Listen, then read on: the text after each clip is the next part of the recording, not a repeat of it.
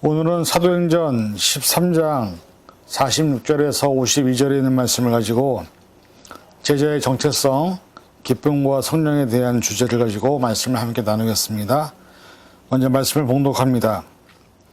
바울과 바나바가 담대히 말하여 이르되 하나님의 말씀을 마땅히 먼저 너희에게 전할 것이로되 너희가 그것을 버리고 영생을 얻기에 합당하지 않은 자로 자처하기로 우리가 이방인에게로 향하노라.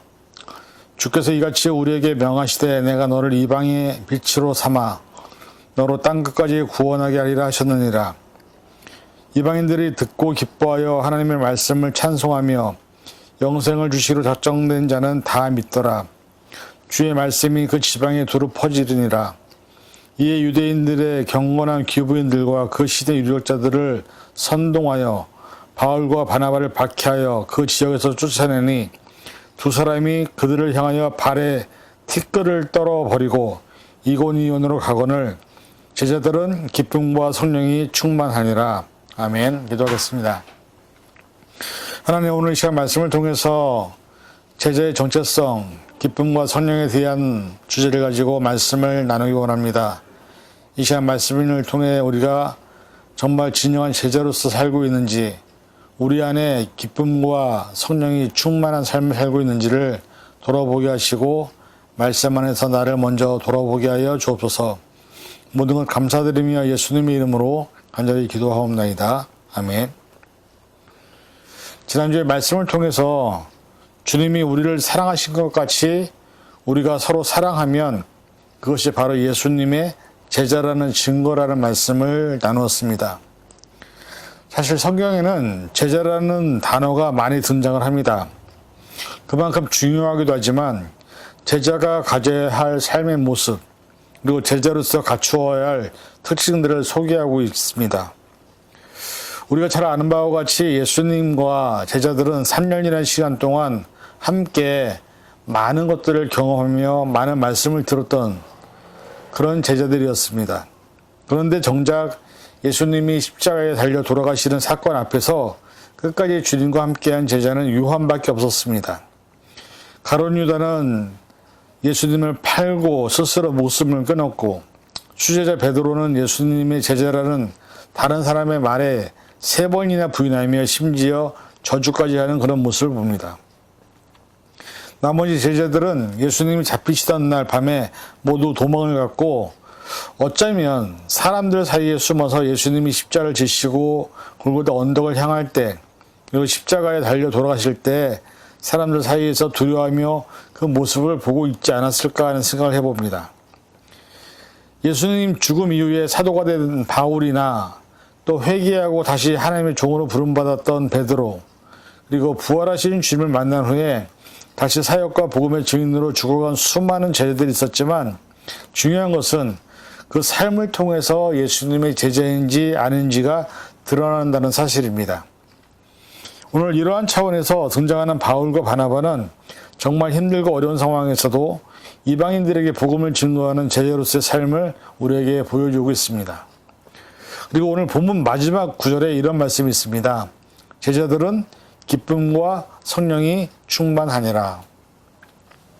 아주 간단하고 명확한 짧은 구절이지만 사실 그 앞에 나열한 바울과 바나바의 사역을 통해서 어떤 상황이었는지, 어떤 환경이었는지, 그리고 실제로는 그들이 기뻐할 수 없는, 성령이 충만할 수 없는 상황이었지만 그럼에도 불구하고 모든 것을 뛰어넘는, 환경과 상황을 뛰어넘는, 결국 그들의 삶에 성령과 기쁨이 충만한 제자임을 보여주는 삶을 살았던 것을 우리는 말씀을 통해서 보게 됩니다. 이런 차원에서 제자의 정체성 중에서 우리의 삶에 따르는, 때로는 바울과 바나바 같은 삶을 살고 있는지, 또 복음을 전하기 때문에 당하는 힘들고 어려운 순간에 정말 그럼에도 불구하고 모든 것에 기뻐하는 삶을 살고 있는지, 언제나 어디서나 성령 충만한 삶을 살고 있는지 우리 자신을 돌아보므로 내가 비록 지금 몸은 세상에 살고 있지만 정말 예수님이 참 제자인지를 이 시간 함께 생각해보는 시간이 되기를 간절히 부탁을 드립니다. 우리가 잘 아는 것처럼 예수님께서는 지상명령의 말씀을 우리에게 남기고 하셨습니다. 잘 아시는 말씀이죠. 사도행전 1장 8절 오직 성령이 너희에게 임하시면 너희가 권능을 받고 예루살렘과 온 유대와 사마리아와 땅끝까지 이르러 내 주인이 되리라 하시니라. 예수님께서는 제자들에게 성령의 권능을 받고 복음의 증인이 되라고 하시면서 먼저 현재 머물고 있는 지역에서부터 외부로 복음을 증거하실 것을 말씀하셨습니다. 그래서 사도행전 복음의 사역의 현장은 사실 예루살렘부터 시작해서 주변의 유대와 그 당시에 사람 취급도 받지 못하는 사마리아 사람들이 살고 있는 지역과 더 나아가 전혀 알지 못하는 땅끝이라는 지역을 통해서 복음이 온 세계에 전하여지기를 명령하셨던 것입니다. 실제로 사도행전의 수많은 기사와 표적 그리고 복음의 능력은 예수님을 알지 못했던 또 복음이 필요한 모든 사람들에게 놀라운 기적과 권능으로 다가갔고 많은 사람이 회심함으로 그 능력이 나타났습니다. 그럼에도 불구하고 우리가 잘 아는 것처럼 서기관, 바리새인, 유대인들 그리고 자신들의 시장의 전통과 이득과 기득권을 놓지 못하는 이 많은 사람들은 결국 복음을 받아들이지 못하고 많은 모습을 보게 됩니다. 그 모습이 오늘 본문 이후의 구절에 이렇게 기록이 되어 있습니다. 사도행전 13장 44절에서 46절 그 다음 안식일에는 온 시민이 거의 다 하나님의 말씀을 듣고자 하여 모이니 유대인들이 그 무리를 보고 시기가 가득하여 바울이 말한 것을 반박하고 비방하거늘 바울과 바나바가 담대히 말하 이르되 하나님의 말씀을 마땅히 먼저 너희에게 전할 것이로되 너희가 그것을 버려 영생을 얻기에 합당하지 않은 자로 자처하기로 우리가 이방인에게로 향하노라. 바울과 바나바는 예수님의 말씀처럼 예루살렘에 있는 유대인들에게 복음을 먼저 전하고자 했지만 본문에 기록된 것과 같이 유대인들은 바울이 전하는 복음을 반박하고 비방하고 시기가 가득하여 결국 복음을 받아들이지 않는 모습을 보게 됩니다. 어쩔 수 없어서 바울과 바나바는 유대인들에게 복음을 전하는 것을 포기하고 이방인에게로 가기로 작정을 하죠. 그런데 이런 모습은 예수님께서 이미 경험하셨던 부분입니다. 예수님이 고향에 제자들과 함께 가셔서 복음을 전하셨던 적이 있었습니다. 그런데 예수님을 본 사람들의 반응은 너는 요셉과 마리아의 아들이 아니냐? 네가 어떻게 하나님의 아들이라고 하면서 오히려 예수님의 복음을 받아들이지 않는 사실이 성경에 기록되어 있습니다. 마가복음 6장 1절에서 6절 예수께서 거기를 떠나사 고향으로 가시니 제자들도 따르니라. 안식일이 되어 회당에서 가르치시니 많은 사람이 듣고 놀라 이르되 이 사람이 어디서 이런 것을 얻었느냐? 이 사람이 받은 지혜와 그 손으로 이루어지는 이런 권능이 어찌 됨이냐? 이 사람이 마리아의 아들 목수가 아니냐? 야고보와 요셉과 유다와 시몬의 형제가 아니냐? 그 누이들이 우리와 함께 여기 있지 아니하냐고 예수를 배척한지라.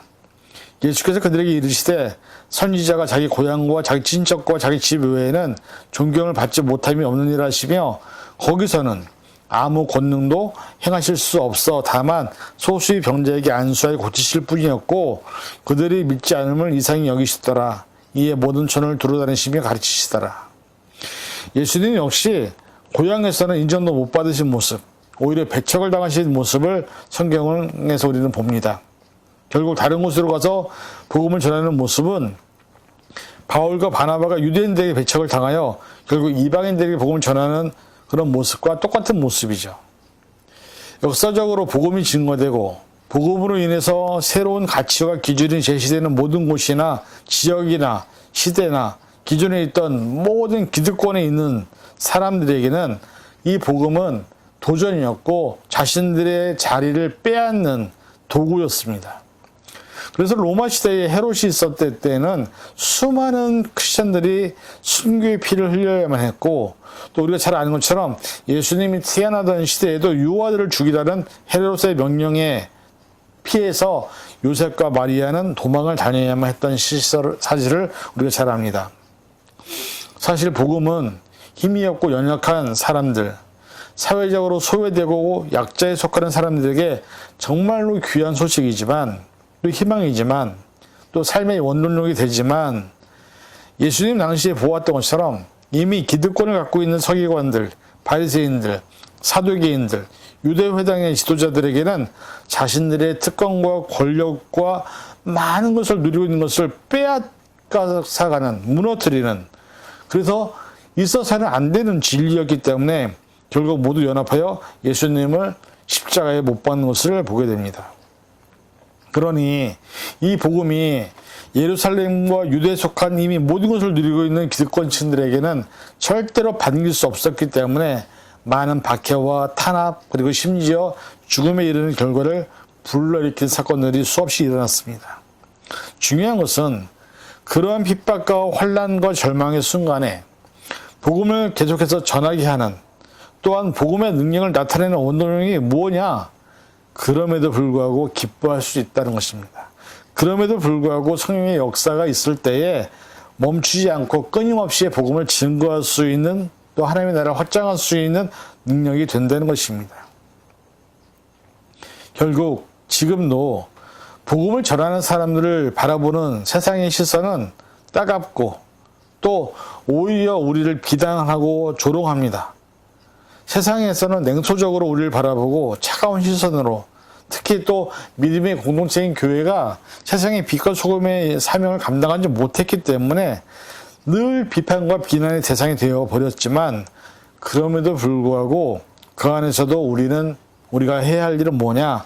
복음의 열정, 하나님의 나라를 세우는 것에 대해서 애쓰고 수고하는 노력이 우리에게 요구되어진다는 것입니다. 그런데 그것을 할 수 있는 유일한 두 가지가 뭐냐? 바로 오늘 본문의 제목처럼 기쁨과 성령이 충만할 때 우리가 그런 어떤 상황에서도 복음을 증거할 수 있고 어떤 상황에서도 하나님의 나라를 전파할 수 있다는 것입니다. 교회가 어릴 때의 기억을 더듬어 보면 참으로 좋은 기억이었지만 지금 교회를 떠나신 분들에 있어서 교회는 정말로 다시는 기억하고 싶지 않은 그런 기억이 되어버렸습니다. 많은 안티크리스찬들이 그 안티가 된 이유가 뭐냐? 교회에서 보고 싶지 않은 모습을 보았기 때문에 결국은 안티크리스찬이 되는 것을 많이 봅니다. 코로나 팬데믹 이후에 더 이상 교회에 가지 않아도 되고 온라인 예배로 자신만의 편한 예배를 추구하는 수많은 사람들, 교회들은 점점 죽어가고 있고 사회에서도, 지역사회에서도 냉대받고 있는 것이 바로 교회인데, 그동안 왜 그렇게 이런 결과를 만들었느냐? 결국 교인들만을 위한 교회, 지역사회에 대한 책임을 지지 않는 교회를 해왔기 때문에 결국 지역사회에서도 교회가 사라지든 말든 관심이 없는 시대로 우리가 만들었던 것입니다. 이제는 전도를 하거나 복음을 전하면 이상한 눈으로 쳐다보고, 그 다음에 심지어 친했던 사람들도 복음이나 전도를 하려고 하면 거리를 두는 그런 모습을 많이 보게 되죠. 자신의 삶의 복음이, 말씀이 들어오기를 꺼려하는 안티크리스찬들이 얼마나 많은지 모릅니다. 게다가 많은 이단들이 사람들에게 호의와 재정을 통해서 또 삶의 필요를 통해서 그것을 주는 조건으로 자신들의 삶을 이단에 헌신하게 만들고 있고, 말세 때와 같이 거짓 선지자들이 세상의 주인으로 살아가는 모습을 우리는 보고 있습니다. 이러한 시대에 저와 여러분에게 여전히 남아있는 사명이 있는데 그것이 뭐냐? 복음을 증거하라는 것입니다. 하나님의 사랑을 드러내라는 것입니다. 빛과 소금의 사명을 감당하라는 것입니다. 이 사명이 감당하기 위해서 너무나 힘들고 어려운 상황이 올 수도 있고, 때로는 핍박과 환난이 올 수도 있고, 때로는 죽을 수도 있지만, 그럼에도 불구하고 우리에게 맡겨진 사명은 우리가 감당해야 될 사명이라는 것을 잊지 말아야 합니다. 우리가 하나님의 사명자들로서 사명을 감당하지 못하는 가장 큰 이유가 무엇일까요? 사람이기 때문이죠. 사람은 누구나 힘들고 어려운 일을 하려 하지 않습니다. 내 가족과 나를 지키는 것이 가장 큰 책임이고 의무라고 생각을 하죠. 그래서 내가 혹 하나님의 일을 하다가, 복음을 전하다가 내 가족이나 나에게 불이익이 생기면 내가 하던 일을 멈추는 것이 사람입니다.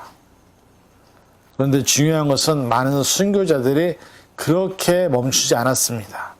많은 순교자들은 복음을 증거받았고 사랑을 받았기 때문에 그 사랑을 갚기 위해서, 또 그 사랑을 보답하기 위해서 자신의 가족과 자신의 생명과 심지어는 가족들까지도 희생하면서 복음을 전했던 수많은 순교자가 있었기 때문에 기독교는 지금의 기독교가 될 수 있었던 것이죠. 중요한 것은 내가 이 일을 할 거냐 말 거냐라는 것입니다. 내가 이 선택을 할 거냐 말 거냐, 내가 비록 힘들고 어려운 상황이라 할지라도 내가 정말로 기쁨과 충만한 성령으로 말미암아 내게 맡겨진 삶을 감당할 것인지 말 것인지를 저와 여러분들은 선택해야만 한다는 것입니다. 이사야에서 하나님의 속성이 드러나는 구절이 있습니다. 하나님의 일하심, 역사심이 어떻게 나타나는지. 이사야 62장 1절에서 3절. 나는 시온의 의가 빛같이 예루살렘의 구원이 횃불같이 나타나도록 시온을 위하여 잠잠하지 아니하며 예루살렘을 위하여 쉬지 아니할 것인즉 이방 나라들이 내 공의를 뭇 왕이 다 내 영광을 볼 것이요 너는 여호와의 입으로 정하실 새 이름으로 일컬음이 될 것이며 너는 또 여호와의 손의 아름다운 관 내 하나님의 손의 왕관이 될 것이라. 이 말씀에서 보면 하나님이 일하시는 건데 어떻게 일하시냐? 잠잠하지 아니하신다. 쉬지 아니하신다라고 말씀합니다. 이 말씀에서 하나님 스스로도 잠잠하지 않고 쉬지 아니하시는데 하나님의 창조물인 우리가 잠잠하고 쉬어버린다면 하나님은 우리가 아닌 돌을 들어서라도 하나님의 역사를, 능력을 나타낼 것입니다. 우리는 하나님의 선한 청지기로 부름받은 사람들입니다. 그래서 어떠한 상황이나 환경에서도 기뻐할 수 있는 것입니다. 내가 가진 욕심이나 생각으로는 절대 할 수 없는 일이라고 생각할지 모르지만 성령이 내 안에 계시면 우리는 언제든지 어떤 상황에서든지 어떤 환경에서든지 하나님의 사랑을 나타낼 수 있는 존재라는 것입니다. 사실 인간은 매우 연약하고 나약한 육신과 정신을 가지고 살아갑니다. 그런데 중요한 것은 인간이 가진 것을 할 수 없는데 우리 안에 있는 영이 하나님 안에 있으면 또 하나님이 우리 안에 계시면 우리는 능히 감당할 수 있다는 사실이죠. 그래서 오늘 본문 마지막에 등장하는 것처럼 진정한 제자는, 진짜 제자는 언제나 어디에서나 기쁨과 성령이 충만하기 때문에 나의 개인적인 삶을 위해서 사는 존재가 아니라 하나님의 나라와 그의 의를 위해서 사는 존재가 바로 예수님의 진정한 제자라는 것이고 바울과 바나바는 그런 삶을 살았다고 성경은 말씀하고 있는 것입니다. 우리는 결국 선택을 해야 합니다. 바울과 바나바와 같이 진짜 제자로서 기쁨과 성령으로 충만한 하나님과 동행하며 하나님의 능력이 임재하는 삶을 살 것인지 아니면 그냥 잠잠히 아무것도 하지 않고 세상의 흐름과 가치에 따라 살 것인지를 선택하고 결정할 때 내가 진짜 제자인지 아닌지가 결정이 된다는 것입니다. 우리는 어떤 결정을 해야 할까요? 부디 바라는 것은 하나님께서 원하시고 바라시는 선택과 결정을 하시기를 바랍니다. 그래서 하나님의 심판 앞에서 착하고 충성된 종이라는 칭찬을 받을 수 있는 저와 여러분이 될 수 있기를 간절히 축원을 드립니다. 결론입니다. 이사야 43장 10절 나 여호와가 말하노라 너희는 나의 증인 나의 종으로 택함을 입었나니 이는 너희가 나를 알고 믿으며 내가 그인 줄 깨닫게 하려 함이라 나의 전에 시험을 받은 신이 없었느니라 나의 후에도 없으리라. 이 이사야의 말씀을 보면 하나님이 우리를 향해서 뭐라고 말씀하시냐? 너는 내 증인이야. 너는 나의 종이야. 그렇게 내가 너를 택했다고 말씀하십니다. 나의 선택과 결정이 아니라 우리는 태어날 때부터 하나님의 섭리 가운데서 하나님의 나라와 그의 의를 위해서 증인으로 종으로 부르셨다는 것을 말씀하고 있는 것입니다. 그리고 베드로전서에서는 이렇게 우리에게 권면을 하십니다. 베드로전서 4장 12절에서 19절 사랑하는 자들아 너희를 연단하려고 오는 불시험을 이상한 일을 당하는 것 같이 이상히 여기지 말고 오히려 너희가 그리스도의 고난에 참여하는 것으로 즐거워하라. 이는 그의 영광을 나타내실 때에 너희로 즐거워하고 기뻐하게 하려 함이라. 너희가 그리스도의 이름으로 치욕을 당하면 복이 있는 자로다. 영광의 영 곧 하나님의 영이 너희 위에 계심이라. 너희 중에 누구든지 살인이나 도둑질이나 악행이나 남의 일을 간섭하는 자로 고난을 받지 말려니와 만일 그리스도인으로 고난을 받으면 부끄러워하지 말고 도리어 그 이름으로 하나님께 영광을 돌리라. 하나님의 집에서 심판을 시작하실 때가 되었나니 만일 우리에게 먼저 하면 하나님의 복음을 순종하지 않은 자들이 그 마지막은 어떠하며 또 의인이 겨우 구원을 받으면 경건하지 아니한 자와 죄인이 어디에 서리요. 그러므로 하나님의 뜻대로 고난을 받는 자들은 또한 선을 행하는 가운데서 그 영혼을 미쁘신 창조주께 의탁할지어다. 오늘 우리가 살아가는 세상은 하나님의 뜻과 섭리와 반대로 흘러가는 세상입니다. 그 안에서 우리가 하나님의 맡기신 삶을 감당하고 말씀대로 살아간다는 것은 세상의 흐름과 반대되는 삶을 선택하고 살아간다는 의미이고, 이로 인해서 수없이 많은 어려움과 고난이 또 핍박과 환난이 심지어 죽음도 우리에게 올 수 있음을 말씀하고 있습니다. 그러나 우리가 진짜 제자라면 그리스도의 고난에 참여하는 것을 즐거워할 수 있어야 합니다. 그리고 그로 인해 생기는 상황을 기뻐할 수 있어야 합니다. 그리스도인으로서 고난에 참여하는 것을 부끄러워하지 않을 수 있어야 합니다. 오히려 그런 상황이 영광이고 결국 우리의 모든 삶을 통해서 하나님께 맡길 때 하나님은 우리를 통하여 놀라운 구원의 역사와 복음을 증거하는 일을 이루실 것을 믿음으로 살아야 합니다. 부디 바라기는 2022년도 2달밖에 남지 않았습니다. 우리는 언제 어디에서나 하나님의 부르심을 받을지 모르는 유한한 존재입니다. 언제 어디서 부르시더라도 부끄러움 없이 하나님 앞에 설 때에 나를 통하여 하나님 나라와가 또 의가 한 영혼이라도 구원을 얻었다라는 그런 말을 할 수 있는 예수님의 참된 제자로서의 삶을 선택하고 결정할 수 있는 저와 여러분이 될 수 있기를 주님의 이름으로 간절히 축원을 드립니다. 기도하겠습니다. 사랑해 주님 감사합니다. 우리가 그리스도의 제자인가라는 그 주제에 따라서 진정한 제자는 기쁨과 성령이 충만한 것이 제자라는 것을 이 시간 깨달았습니다. 어떤 상황이 있든지 어떤 환경이 있든지 늘 기뻐하며 또 성령 충만한 자로 살아서 내게 맡겨진 사명을 잘 감당해 하나님께 인정받고 칭찬받을 수 있는 선한 성지가 될 수 있도록 붙잡아 주시옵소서. 모든 것 감사드리며 예수님의 이름으로 간절히 기도하옵나이다. 아멘.